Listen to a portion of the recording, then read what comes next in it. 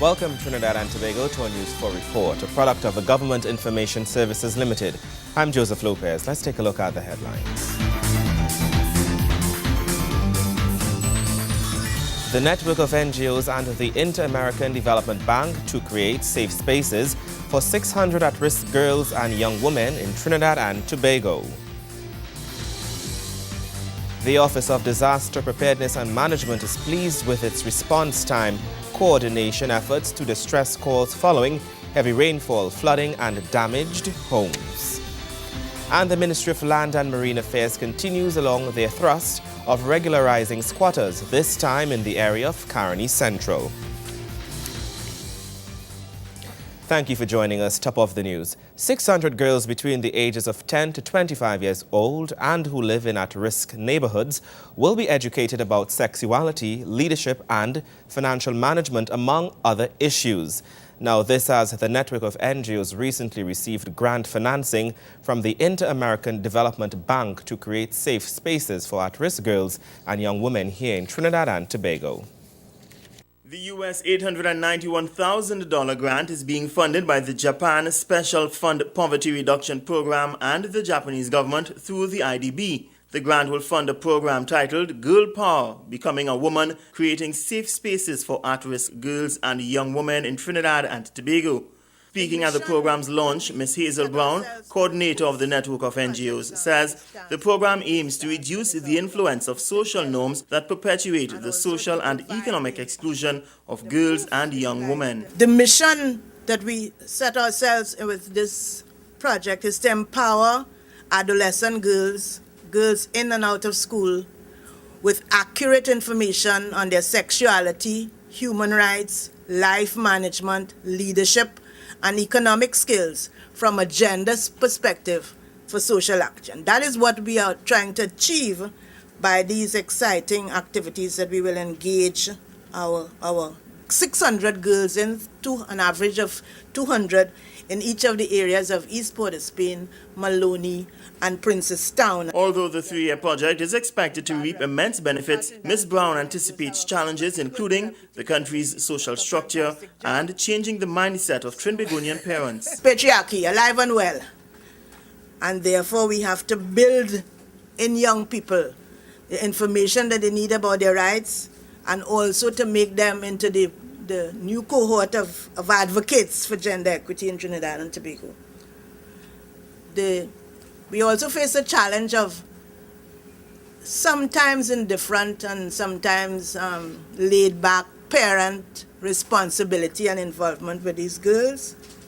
And of course the question of funding, because we still think there are some things that we would like to do in this project for which we may have to find some additional responsibilities. She adds the benefits include a potential shift in the approach taken towards tackling the issues facing at-risk low-income girls. The opportunity to demonstrate that it is possible to deal with the issues of low-income girls by using much more creative and innovative methodologies for empowering them. And we will demonstrate that that can be done and that we can do it. Ms. Brown praises the IDB for its assistance throughout the process of applying for the grant. She says the government must also be commended as their assistance and support is much appreciated.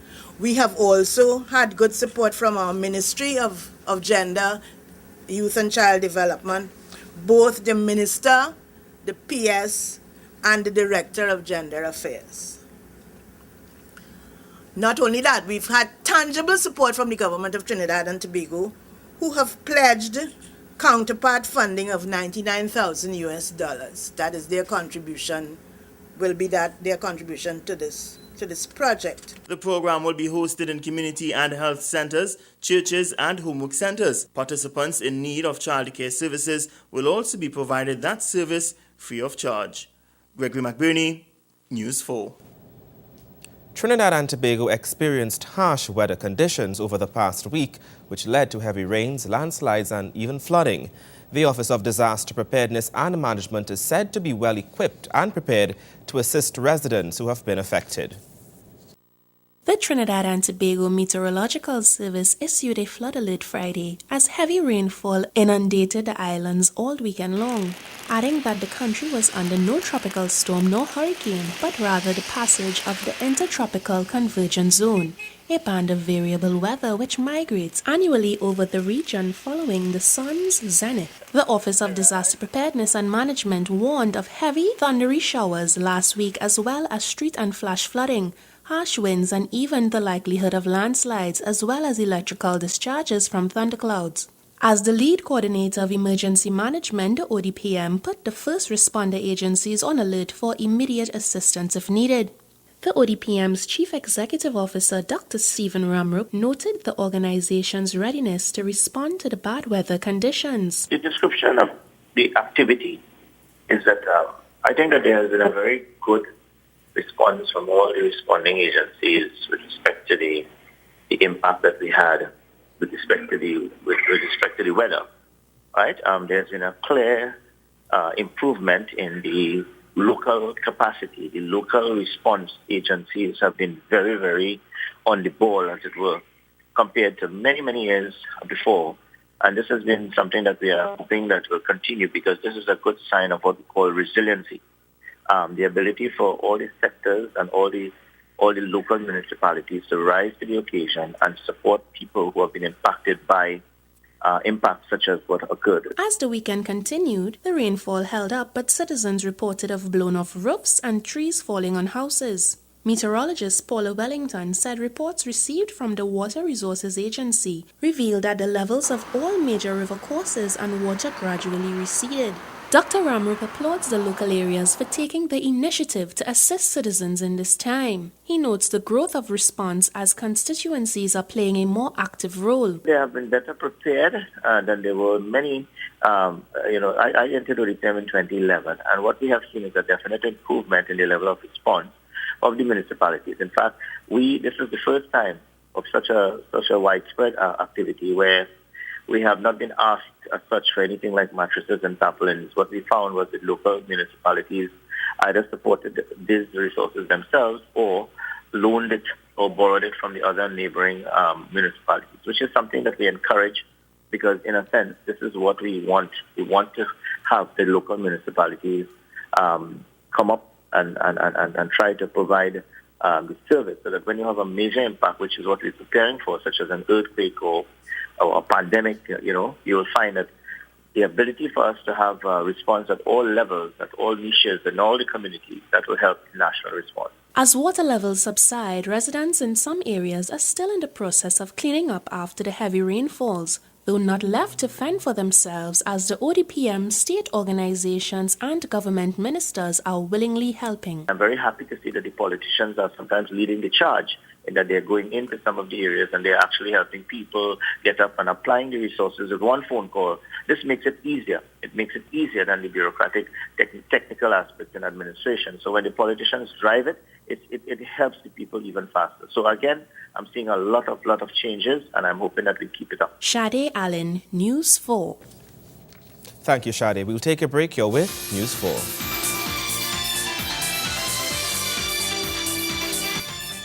Welcome back. The Ministry of Land and Marine Affairs recently rolled into Caroni Central to begin the process of regularizing squatters in the area.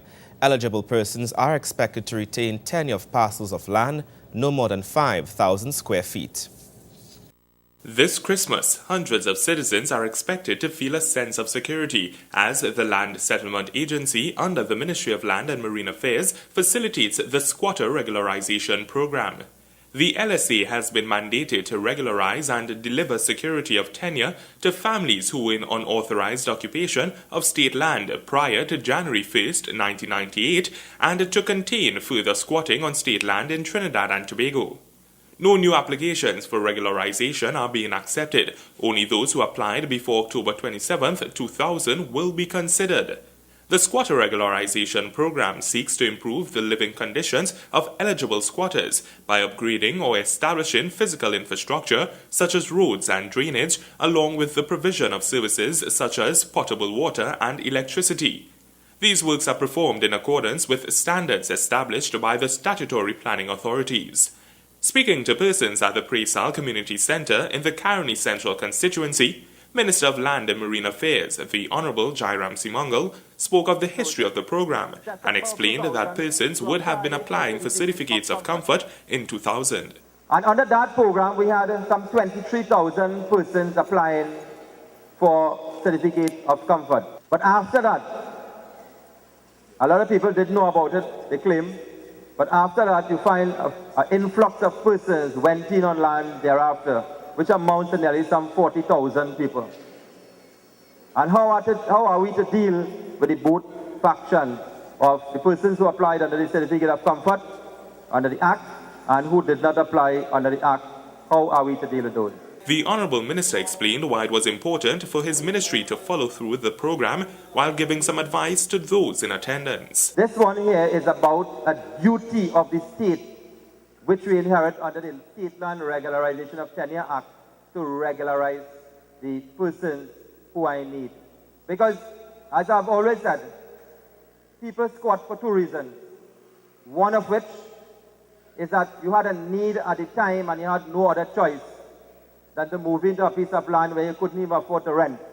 And you move into a piece of land and you squat.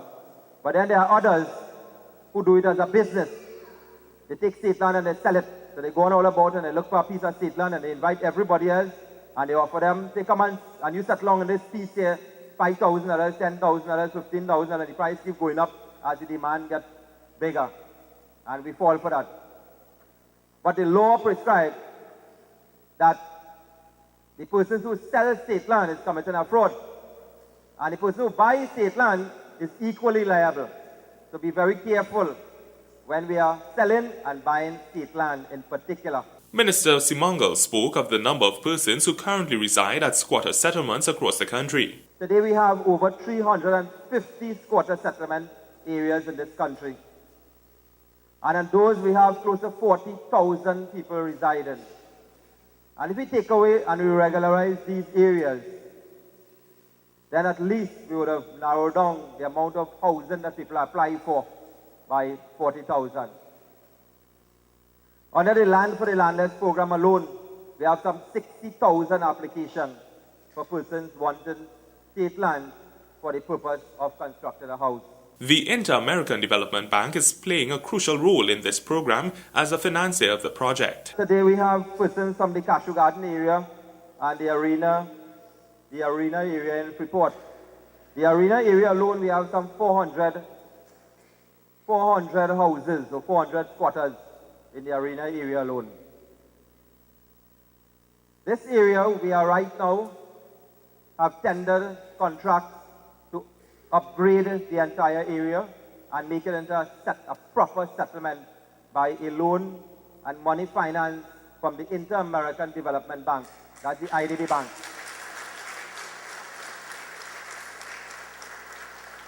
We are going to spend over the next 6 months or so some $40 million to upgrade that 400 household area in the arena area so that we can make, again, that place a better place for you all. Persons accessing this program will also benefit from loans through the Trinidad and Tobago Mortgage Finance Company to purchase the land at significantly lower rates and also to construct their homes. Nikolai Edwards, News 4. The Ministry of Land and Marine Affairs recently concluded the Caribbean Land Conference, which saw participation from groups from Canada, the United States, and the Caribbean. It was really geared towards the creation of a land use policy for my ministry, and by extension a wider land use policy with respect to state land. As you know, the states still own about 60% of the state land, and that conference really opens discussion into what we are doing with respect to the Land Settlement Agency, squatter regularization, land for the landless. Even one of the areas that were heavily deliberated on is those areas that are owned by private owners and are being overrun by squatters as well. And that itself created a lot of discussion as to how we are to address those areas. Those areas will continue to be a challenge for us until we can find some type of a solution, because it not only deals with the squatters themselves, but it also deals with private owners, which falls under a different law. Where the Commissioner of State Lands deals with the State Land Act, and the private land owners deal with a different law on itself. Speaking to News 4, Minister Jairam Simangal spoke of the outcomes of the conference. Trinidad and Tobago, we have quite a lot of land laws, but they are all over the place. They are really disjointed. And some years, a couple of years ago, close to about 10, 15 years ago, under the then United National Congress government, they made an attempt to collate these laws and bring them into some type of parity. But time have passed and they were not ascended to. Most of these laws have lapsed and they were not being ascended to. And an attempt was made again to create and look at these legislation and create now a single legislation that will govern all lands. What we are doing right now as a start is to review the State Land Act and the State Land Regularization of Tenure Act with respect to the squatting issues and how we can control and police squatting. On the one hand, we want to issue leases to persons. On the other hand, we want to control squatting so that we would not have the indiscriminate use of state land.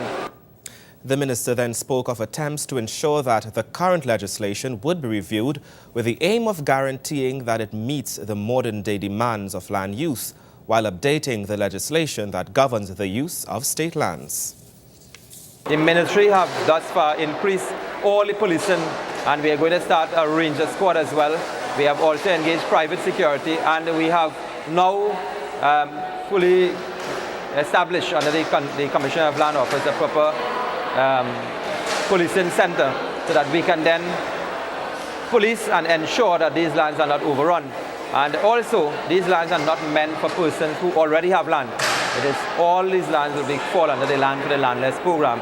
So we are doing diligent search for persons who have land, who have HDC houses, who have private property, who have rented out and now going on these state lands and squatting. We are now looking at all of these together to make sure that people do not exploit the asset of the state.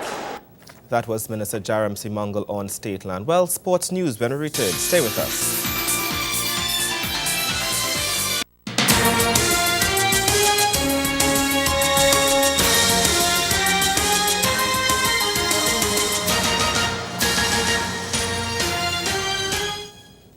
Welcome back. The sport of martial arts is in the spotlight as we continue to highlight the success of the national Sambo team, which recently returned from London.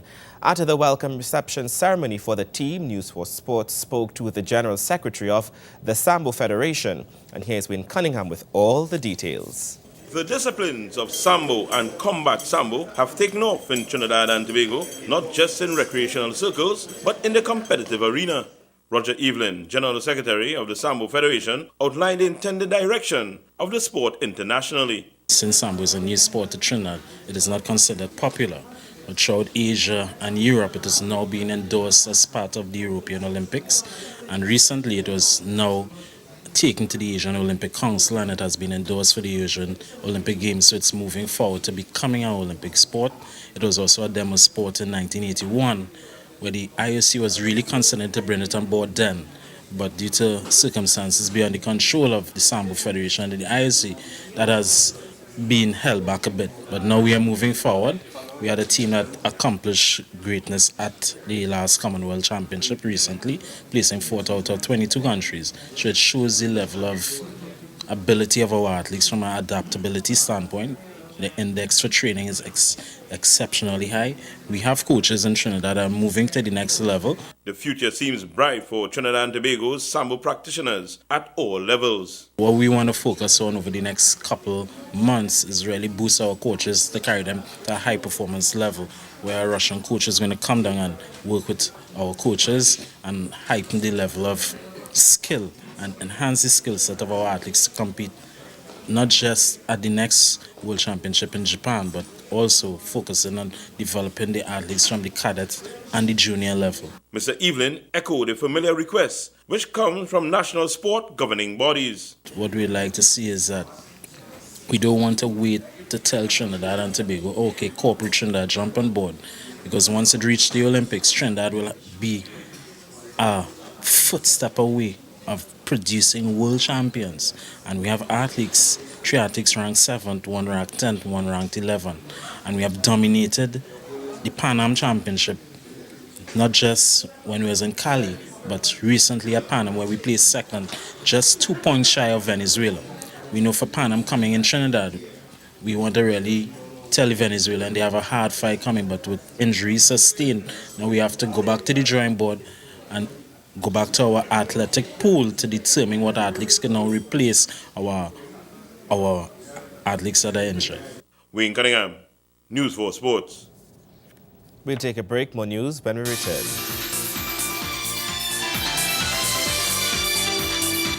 Thank you for staying with us. The Trinidad and Tobago Regiment hosted its quarterly march and shoot competition for 2014. Now, this event was the Trinidad and Tobago's regiment's third fitness event for the year. At the end of each quarter of the calendar year, the Trinidad and Tobago Regiment hosts a march and shoot competition to test the regiment's fitness.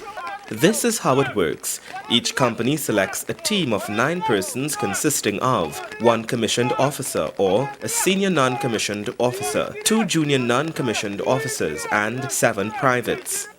Each person must carry an Alice pack weighing 35 pounds, weapons, and 3 magazines. There are 13 teams, and each team has to run 9 miles. Each team is made up of 10 persons. There are 2 female teams this year, and this time around, and they run 9 miles, and then they go to the range where they shoot down their targets. Each member is given enough ammunition to take down their targets. The competition commenced at 11 a.m. at the Trinidad and Tobago Coast Guard Headquarters, Stobbles Bay, along the Western Main Road, then north along Tucker Valley Road, and ends at the shooting range, Macquarie.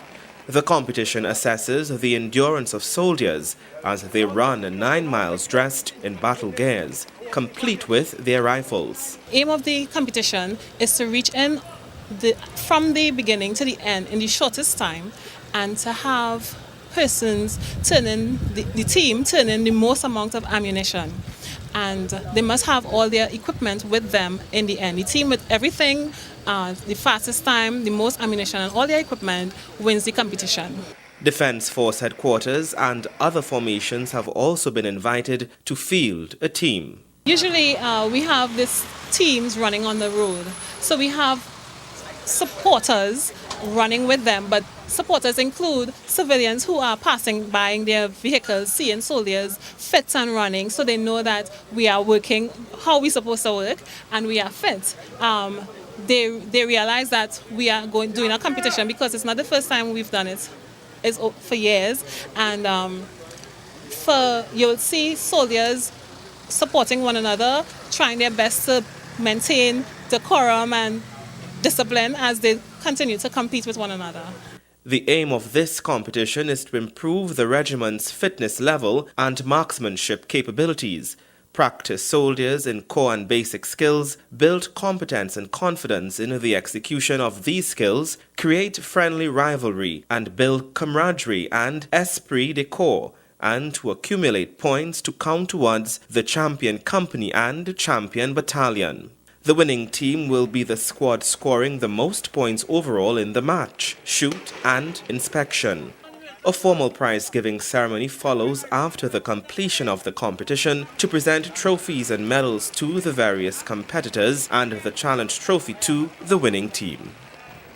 And that's how we wrap up this edition of our News 4 Report, a product of the Government Information Services Limited. Remember, you can view a repeat of our newscast weekdays at 6 a.m.